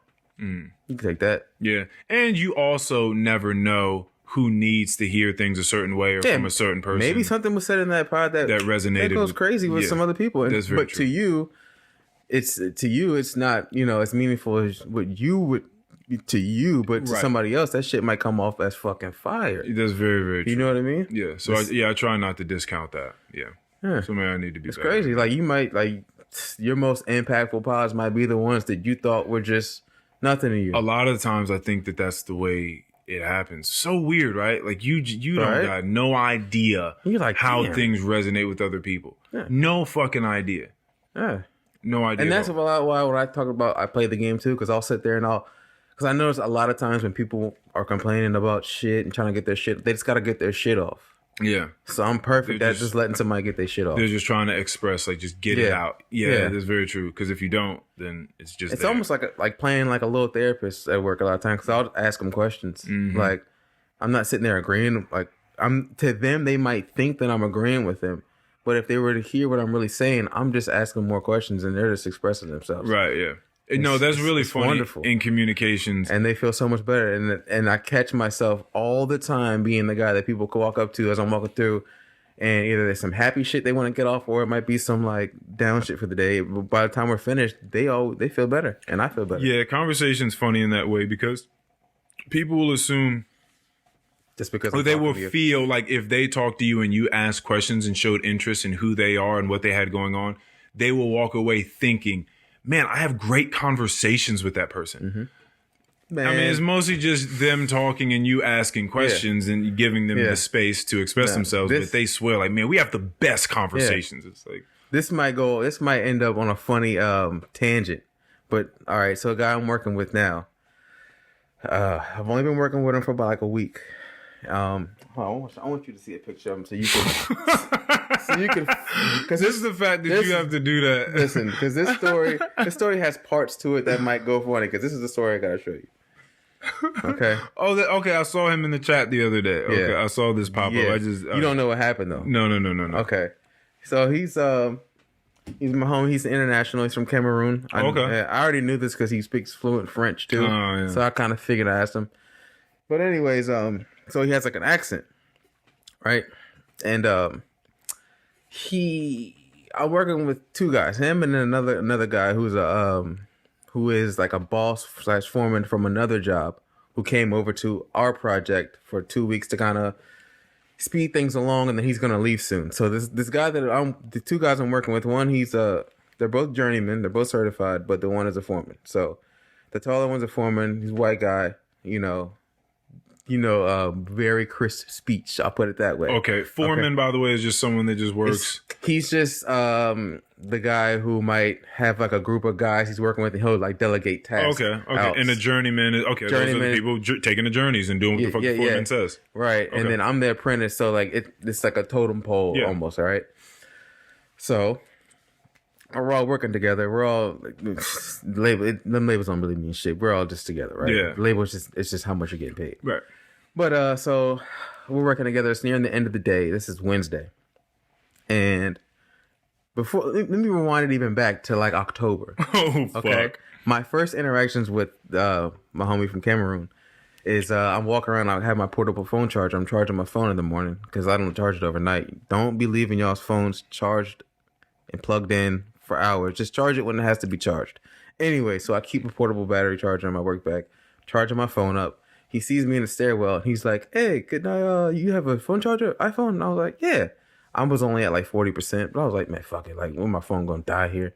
I was like, "Yeah, you can use it." I was like, "You know what? I'll come find you. What floor are you on? Because it's 14-story building. I'll come find you and get it back after breaks at noon." So I'm thinking like from 10 until like 12:30, his shit should be nice and charged by then, even though it'd be way before then. I just didn't feel like going back anytime soon. Anyways, so I don't find this motherfucker for like 4 hours. Okay. So I'm walking around. At this point, I'm walking around. Like, yeah. I finally found him, but he wasn't even using it anymore. So he's already funny. Okay. He's already funny. Yes. So Wednesday, near the end of the day, and I was off doing something else, and I come back and I see where they're at. So I walk up and they're talking. And he's like, "Yeah, so you just call and you pretend like you're my lawyer." Like, okay. And he's talking to the other guy. Okay. That came over. He's like, "You pretend like you're my lawyer and you ask him these questions." So I'm like, what are these fuck. motherfuckers talking about? All right, what are these things talking about? So the phone's ringing, and he's calling a tow company. Right? And I'm like, okay. And he's like, "Yeah, I'm standing here with my client, and I wanted to ask him questions about a car you towed." Long story short, he called a tow company to have his car towed from a mechanic's place to a dealership because the car's fucked up, and then from the dealership, he wanted it towed somewhere else. The tow company got out to the dealership, got his car hooked up, and was going to tow it. And they told him the price. And he's like, no, I don't want that. No, don't do that. But by then the car's already hooked up. They got to take it somewhere. Yeah. He's arguing with the tow truck driver. So the tow truck driver takes it back to the tow place. Okay. And now they're telling him, "Hey, bro, like, you're just going to have to pay like the fee for taking it to our shop. We're not going to make you pay all this extra money as if it was like a violation tow. Okay. Just come pick it up." And he's arguing with them. "No, you took my car." So he's calling police stations. This is all in the past couple of weeks. He's called police stations, filed a stolen car report. Cops are like, "Bro, your car's not stolen. This is a civil matter." So he's having him call to pretend like he's a lawyer because he's getting ready to sue the tow company place. And as the tow truck driver is on the phone explaining this, it's very clear what's happened. Okay, it's very clear that there was a miscommunication between the two at some point. Probably because he has an accent and the tow truck driver can't really understand what he was saying. And so he's thinking that they just took his car because they're just being evil. And I can tell, as this guy can tell, that's not the case at all. You can't call them out to come do a service and not pay them something. Yes. Right?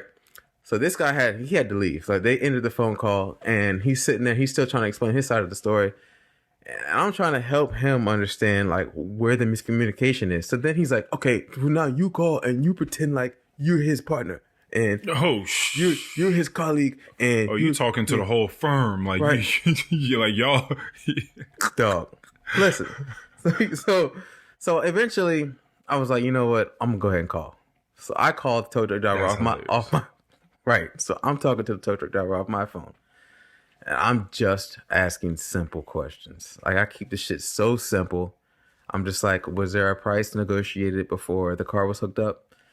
No, he gave us permission, to go get his car. And the dealership gave me his key. They wouldn't just give his key to anybody. He gave me permission. And by the time I got a hold of him, the car was already hooked up and I was trying to know where to take it. And he's over here trying to whisper, "Ask him about this." And I'm just like, so is there a difference in fees for if it's a violation tow, like the hookup fee for a violation tow versus a service tow? That's when the tow truck driver kind of stumbles over his words, like, "Oh, I don't know anything about that. I just know that he asked for a tow." So it sounds like you're not supposed to charge like a customer that asks for a service the fee, right? Anyways, at the end of that conversation, the tow truck driver, he felt as if I explained that I was just a colleague and I'm just trying to gather some information. I don't really know what's going on. And he's like, "I'm sorry that you got into this, man. If you guys are going to take him as a client, go ahead and take his money. You know what I mean? He seems like he doesn't know what the fuck's going on." And I'm sitting here on the phone, like, just laughing because he can hear all this shit too. Right. I hang up with him and he's like, yeah, you did good, man. Yes, you did real good. He answered the questions. And at the same time, like, nothing's changed. You're still going to have to go pay to go get your car out. Right. Right? So I sat there and I made the same phone call that this man made. All I did was ask questions and both sides are satisfied. And he's Yeah. and at the same time he's still in the same spot that he was in beforehand. All he wanted to do was get his shit off and somebody had to get it off for him, and he felt so much better even though the circumstances were exactly the same. They didn't agree that we're gonna give him his car back. Yeah, I was waiting for that they part. They sat on the phone and said, yeah, all he has to do is pay $260 and he can come get his car. And he's like, see, you should be you should be a lawyer. He's like, you were really good at this. And I'm just thinking, wow, like I didn't even do anything. I didn't do anything. Wow, that's a great story. And I sat and like I said, I played the game because I really didn't want to be on the phone with no damn tow truck driver out of Maryland. But I was. And the greatest part about it, on my way home, the driver called me back by accident thinking he was calling a customer, and I explained to him, bro, you're not getting sued. Like so then you even gave them some peace of mind. Yeah. So everyone really was able to. That's awesome. Yeah. That's great. Everyone was able to find some peace in that. See, it was just unnecessarily contentious. Yeah. And then they had a mediator come. Yeah. That's wow. That's so funny. The tow truck driver gave off the same information that he gave to the other guy. Yeah. While he was on the phone. Right. I don't know why he wasn't hearing the information when he was saying it. I don't know. But then when I got on the phone and just only asked questions, that's it. He got everything he needed out of that. So like I said, like a lot of times people just want to get their shit off. They're not really looking for problems to be solved. They just got to express themselves, get that shit out. And I'm super content. And you know what? I'm here in this moment. Maybe this is like I'm here for a reason. It's not like, I don't know, even though it's not something that I want to do, I'll do it just because I don't want to do it. Let's see where this goes. Do it because you don't want to do it. All right. The other day, do you ever punish yourself in the gym? Yeah. Okay. I had one of those days yesterday. My conversations are changing too.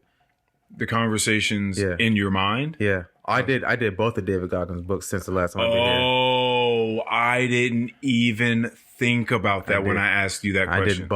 I've done both of his books. Damn.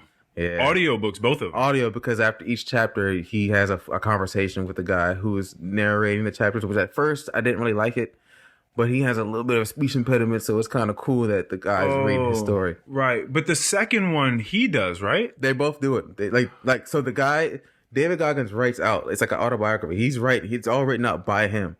And another guy narrates it just like this. After he's finished narrating a chapter, they have a conversation about it. Okay, so that's cool. He'll throw in a whole bunch of insight about that. Right. So it's fire. That is fire. It's fire. That is fire. Yeah. Okay. So I did the latest book first. Then I did the first book after that. Mm-hmm. And I liked the first one better because the first one is about him, what he thinks becoming David Goggins the Savage. When really, he's been that way his entire life. I don't know if he knows it or not. He realizes it. But and the second one is him like refinding that savageness in himself. Either way, both books, he's done some things. It's like, this got to be an alien. He's done some crazy shit. But like you said, punishing myself in the gym. Yeah. The conversations. Yeah. Now are like buddy. The way I was explaining it to someone was, if you've ever been the type of child that got your ass whooped and your parents would say, or maybe you had friends that did, but they would be beating your ass, or maybe you start crying before that happens, right? Because you know what's coming, and they're just like, "Oh, you crying? Oh, I'm gonna give you something to cry about." Yep, I'm gonna give you something to cry for. So my version of that is like, maybe I make a stupid decision, or what I feel like is a stupid decision. Or just a decision that is not of the optimum Earl. Like, I know that I can make a much better decision. And if I make enough of those, 1 or 2 is usually enough. 3 is way too many. Yeah. Then in my mind, I'm thinking, oh, okay, so you think that that's hard. So you think that making so you think these decisions that you're making like that, like it's hard to make the right one? Okay, well I'm gonna show you something that's hard.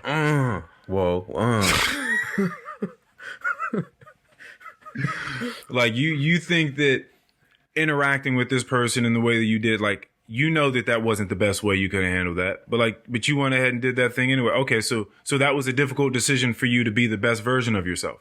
Okay, well come into the gym. Let me show you something that's difficult. Yeah. Let me show you something hard. Yeah. And then I go in there and I was doing some shit. One, I was on a bicycle, and I was on a bicycle just getting it in a way that like I was just like, don't stop pedaling. Yeah. My legs are gonna fall off. I don't care. Get up, stand up on the bike. Yep. Increase that resistance. Yep. And keep pedaling. Don't stop. Yep. Don't stop. No. I know what your legs. Don't stop. Yep. You can't stop. And I'm getting in that trance we talked about where I'm fucking sweating. And I can't even really open my eyes because it's all blurry anyway. And you're just fucking going. And you're fucking going. And it's like 5 minutes. Nope. Keep pedaling. What are you? 5? No. 7 minutes? No. I know the intensity. Nope. Keep going. 10 minutes. Yeah, we're getting close. Yeah. Keep going. Come on. And I'm just fucking going. Stairmaster. I never thought about what it was like for people, and I'm thinking about this more and more often because I'm hearing different stories from different people that are like in my life, what it's like to lose weight, like a lot of weight. Oh, okay. And what the levity of that is springy. like. Like, yeah, you get real springy. Until you go get on a Stairmaster and put a 40-pound like rucksack on your shoulders. Yeah, I was wearing a 30-pound vest on when I was really doing Stairmaster training. And just like what? Boy. It's so different. It's like being on a different planet. It's like being on a different planet and the gravity is different. Yes. And like if you want to do it right, you're not supposed to really use your arms. So I had my So you Yeah. Well, so I had the type of like sort of sack that has all the little fucking handles to it and all that. So I just had it on my back. So I had to have my arms up holding it as I'm fucking walking with it on my shoulders. That's good hiking training. Boy, I was like, I'm gonna just knock out a quick 10 minutes. That 10 minutes ain't quick. Yeah, fuck no. That 10 minutes. Nigga, that 2 minutes, it's like, hey, I'm tripping. And I took like a 6.6 mile hike the day before, so I wasn't even really. I mean, and that's not crazy, but I. What level was the steps on? Like, you mean like the speed, sort of? Not speed, but like the resistance level of the Stairmaster, because you can increase it. You know what I mean. You can make it tougher when it's harder to push down. Harder to push down. I don't know if that's how ours work. It's just a speed. So it just goes faster and slower? Yeah. I don't. Yeah. Okay, So you have to push the step down, as well as it rotating at a certain speed. At a certain velocity. Ours, it's like the pressure that you have to use. Like you can increase or decrease. That creates the speed. So you have to use more of them. Yeah, you gotta really. That's dope. No, we don't have that in my gym. Yeah, we don't have that. It's just a speed. And you can set it to where like every 2 minutes it increases to here. It goes. You can set it however you want. So you start off pressing easy, then it gets harder, harder. Yeah, that's increase. Dope. Yeah. See. Yeah. So I just had it at a pretty brisk. You just had to hike upwards. You just got to keep your. I just have to keep moving at a constant speed the entire 10 minutes. Mm-hmm. So that's what I was doing. 10 minutes. And I was just thinking, and I was in my head just like, you're not stopping. Right. No. Yeah. You're not stopping until you hit that 10 minutes. Yep. You're not stopping. You want to keep making those decisions. Well, this is what you have now. Now was that like your mental talking to your body? Yeah. And what's funny is I didn't know that going into the gym, but I knew. I was like, once I get in the gym, like I knew I had to break through something. Yeah. I knew that I had to sort of like break myself. Like I knew that. Mm-hmm. I just didn't exactly know why at the time. But the more I was getting into it, the more I was just like, yeah, go ahead, keep making them dumbass decisions. Like, and it started to come out, and I was like, oh, that's what I'm doing here. Mm-hmm. That's why I'm trying to fucking like rough myself up so much in here. Like, that's why I'm working so hard right now, because I clearly need something hard to do. Mm-hmm. I clearly need something difficult to show me that these other things aren't so difficult to do. Right. So you need to come over here and get the shit beat out of you pretty much, so that you learn your lesson. Kick my own ass real quick. And make sure you know these other decisions are not that difficult to make. You know? So that's pretty much what it was, and I achieved it. I feel that shit. I 1,000 achieved it. because yeah, like I used to say, come on, bitch ass, like you can do this shit, you bitch ass nigga. Let's go, like do that shit. I don't give a fuck. Like let's go. Yeah. That's how it was. Now it's changed to where like how I used to say. I used to think like, what would future me do? Right. Like what decision would he make? I need to make that decision. Mm-hmm. I need to do that. Come on, body, let's go. Like the mind was telling the body what to do. Now it's to the point where I'm tapped. Like the future me is talking. Like, who do you want to be, huh? You want to be you? You want to be you want to be him from the past, or you want to be me? Who you want to be? Who you trying to be right now, huh? That question was that first. That's the first question. As it's starting to get harder. Really good one. Who do you want to be, huh? You want to be me? You want to be you? God damn! Oh no! Oh no! Oh no! So hey, oh no! That shit's crazy. That shit's crazy. So I'm in that bitch like, God damn. Like, oh shit, like this is something different that's happening. Ooh. So then when shit starts to really get kicked, the question turns into who are you? And then it's like, oh, I am him. And that's when that shit cleared. Like the trance. Like the last round. Like I remember the other day we were doing something and dumbbell snatchers or something. And the prescribed weight was like 50. And I had brought out a 55 just so it could be in front of me. And the whole time doing the workout, it's like, who you want to be, huh? You want to be me? You want to be you, huh? I know you don't want to be that motherfucker from the past. Right. We definitely passed that. But do you want to be me or do you want to keep being you? And then, like, right before the last round started, it was like, who are you? Shit, give me that 55. And that round was easier than the whole rest of the workout. I did more work in that last round than the whole previous ones. And it was like, that's when I tapped into that shit where the shit just opens up easy. It's like, damn. Like, oh, I have a whole lot of whatever in me, energy saved that's behind this firewall that I can break through and access. I'm starting to access, that shit. That reminds me of my favorite line from Power by Kanye. I just needed time alone with my own thoughts. Got treasures in my mind, but couldn't open up my own vaults. Yeah, man. I can't wait to go, like, when it gets warmer. Shit, it might be colder. I might look outside one day like, fuck that shit. I'm about to go running. Yeah. Like, yeah, for sure. Yeah. It's a new level. And, like, again, like, but also, as I read... David Goggins would do that to you. But it's crazy because, like, when I did the first book, it had the opposite effect. I took a week off of the gym so I could, like, while I was doing the book, because I was processing, like, we have different goals. His goal was to be the baddest motherfucker on the planet. That wasn't my goal. My goal was just to be better every day. Just stay right and be better than my old self. And it's evolving into like that type of conversation with myself of getting better because I'm only competing with me. Right. Yeah, that's a fact. Because when workouts get crazy, I'm not thinking about nobody else. I'm just thinking about just straight me. So, do you want to be you or do you want to be me? Who you want to be? And that's the first time it's ever happened like that, to where like I can hear my future self talking to me like, yeah, look at you. You trying to be me right now. Like you used to ask those questions of what would future me do?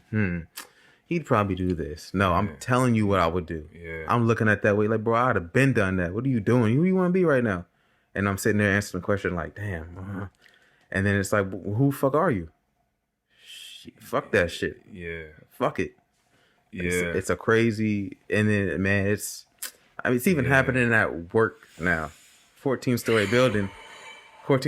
I'll be walking back inside, like, and let's say we're working on the 6th floor, and I'm walking, I'm like, fuck that, I'm taking the goddamn steps. Oh, yeah. Right?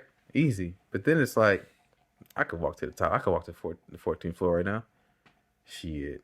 Like, who are you? Who do you want to be? Want to be me? Because me, I just go do it just because. Fuck it. And the amount of energy it takes to get up there is probably about like an 800-meter sprint. It's about 4 minutes and your heart rate gets up high. And I'm like, damn, why did I just do that? Like, fuck it. Middle of the day, no reason. It's like a challenge. Like it just comes out of nowhere. And he's like, hey, You want to be me? You know what I would do? I'd walk to the 14th floor right now for no fucking reason. Shit. And I like who we're becoming. You challenge yourself to do some crazy good things. I mean, this is just physical activity. I can't wait to see when it leaks into other, like. I mean, but that's mental though. It's mental. That's the thing though. I don't know if I would separate the two. I don't think it's to be separated. Mental, yeah. That's a mental breakage that you're doing. Because I know for a fact the body's gonna do whatever I tell it to do. So I don't have to direct the body no more. I have to direct my thoughts to like what I want my thoughts to be now. Right. Because if I want to do it, my body's gonna do it. So now it's like, what am I gonna tell it to do? Mm-hmm. So it's like if you're driving like a fucking, I don't know, let's say you're driving like a fast ass NASCAR, like the car's gonna go fast, but how fast are you gonna tell it to go? How fast, like how hard are you willing to push it? That's where I'm getting now. Like I'm starting to challenge myself in different ways. I think, what? But I'm saying, but it's crazy because my goal is not to be like this fucking all-star athlete or anything. Yeah, no, I don't think it's about that. It's just to put myself in really uncomfortable like situations. Yeah. And just try to get used to shittiness. Yeah. Yeah. Rise out of that. Yeah. No, I think that's, like I said, I like who we're becoming. I think that these are just these level decisions. Mm-hmm. I call them God tier decisions. I think that is you just tapping into whatever you feel like David Goggins had his whole life that maybe he doesn't even realize, that lay dormant, inner dialogue, just wasn't active, was being suppressed maybe for whatever reasons, maybe for fearful reasons of it coming out. Maybe you didn't know how to integrate it because maybe it's the monster inside of you. And I love that idea of being like knowing how to harness the monster, not letting the monster overcome you, but knowing how to integrate it in a way that you can do something productive with it. Exactly what it is. Because I love that it used idea. to be destructive. Right. Now it's like still destructive, but in a good way. Yeah. You know what I mean? Like you don't want to have no monster in you. Yeah. You don't want to just like, I don't like that idea of just being just a complete pacifist. There's no part of you that is dangerous at all. Yeah. Because if there's ever a point where you need to be dangerous and you don't have that, you're fucked. Mm-hmm. You're out of luck. You get stuck in some snow somewhere, you're going to have to turn into a crazy fucker to walk your ass 10, 12 miles through some snow to get home and not stop. But if you've already fucking, Gerald broke your mind and gotten there and started doing what you wanted to do with it, then when those moments come, that's why, again, I challenged myself in the gym that way and sort of punished myself and achieved more because of it. It's like you start walking into other stuff, you're like, yeah. Right. And then it leads to shit like when I'm driving in like traffic and I'm just like, man, this shit ain't nothing, bro. Like, what the fuck? Some traffic? Okay.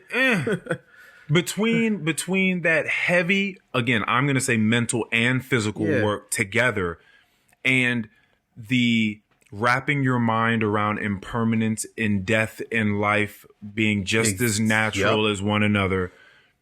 Yeah, you're going to start walking around, shit going to be pretty easy. Exactly. It's going to be pretty fucking easy. And then you start having a really good time. Yep. And you start looking for more ways to like challenge yourself. Yeah. Yeah, because then now you have a whole different comfort zone, and then you got to figure that out too. Yeah. Yeah, it's never ending. But it, like I said, it took me a second because I knew that I wasn't trying to just, I'm about to just start going crazy in the gym now. Oh, no, it wasn't like that. I was like, I'm going to come out of this mentally a little different. But like, how do I want to do this? Because I'm only tapping into that during times when I feel like I need to. Yeah. Challenging myself to be better. Challenging myself to be better. Yeah. I think that's a good place to end off. Ooh. I think that's a good place to end off today. Today this was a heavily charged one. Yes, sir. I like this. I have a feeling that this is going to do something for some people. Okay. It's got to. Yeah. It's got to. This is episode 155. Hey. Peace, everybody. Peace. Thank you very much. Thank you.